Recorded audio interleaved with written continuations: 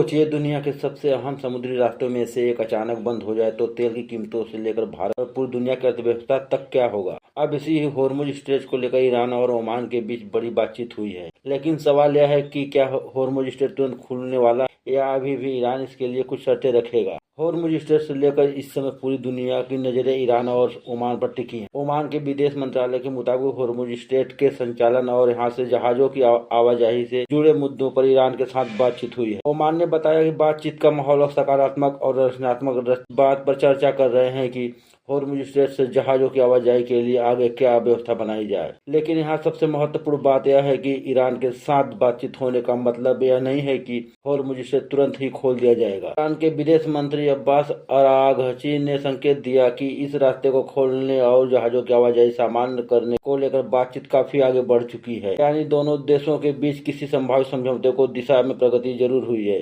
लेकिन अंतिम फैसला भी कई परिस्थितियों पर निर्भर करेगा। आखिर होर्मुज स्ट्रेट इतना महत्वपूर्ण क्यों है? होर्मुज स्ट्रेट फारस की खाड़ी को ओमान की खाड़ी और आगे अरब सागर से जोड़ता है। दुनिया के तेल और ऊर्जा कारोबार के लिए यह बेहद महत्वपूर्ण समुद्री रास्ता है। अगर यहाँ जहाजों की आवाजाही बाधित होती है तो इसका असर केवल ईरान या खाड़ी देशों तक सीमित नहीं रहता। तेल की सप्लाई, अंतर्राष्ट्रीय बाजार और कई देशों की अर्थव्यवस्था पर इसका सीधा असर पड़ सकता है। इसी वजह से होर्मुज को लेकर होने वाली हर गतिविधि पर दुनिया की नजर रहती है। ईरान ने जहाजों पर हमलों को लेकर क्या कहा? ओमान के विदेश मंत्रालय ने ईरान का नाम लेते हुए होर्मुज स्ट्रेट से गुजरने वाले जहाजों पर बार बार हो रहे हमलों की निंदा भी की। ओमान की चिंता साफ है कि इस महत्वपूर्ण समुद्री रास्ते से गुजरने वाले जहाजों की सुरक्षा सुनिश्चित होनी चाहिए। दूसरी तरफ ईरान और ओमान के बीच बातचीत का एक बड़ा मुद्दा यही है कि भविष्य में जहाजों की आवाजाही किस तरह और किन नियमों के तहत होगी। ईरान के विदेश मंत्री अब्बास अरागची के मुताबिक होर्मुज स्ट्रेट के संचालन और जहाजों की आवाजाही के लिए कानूनी व्यवस्था को लेकर ओमान के साथ बातचीत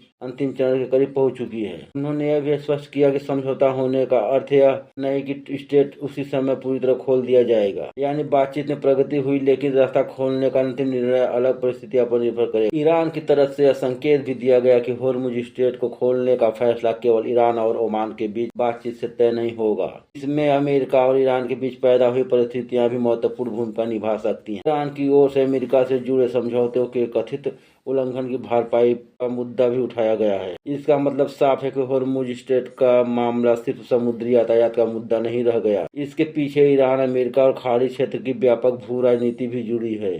ओमान के सभी संबंधित पक्षों से अपील है कि ऐसा कोई कदम न उठाया जाए जिससे बातचीत की प्रक्रिया प्रभावित हो। यानी ओमान फिलहाल मध्यस्थ की भूमिका निभाते हुए बातचीत को आगे बढ़ाने की कोशिश कर रहा है। ओमान का मानना है कि बातचीत से बनी प्रगति को किसी नए तनाव की वजह से नुकसान न पहुंचाना चाहिए। अभी पक्के तौर पर नहीं कहा जा सकता। बातचीत में प्रगति जरूर हुई है, पर ईरान तथा ओमान के बीच संवाद सकारात्मक बताया गया है। लेकिन होर्मुज स्ट्रेट को पूरी तरह खोलने का फैसला कई परिस्थितियों से जुड़ा है। खासतौर पर ईरान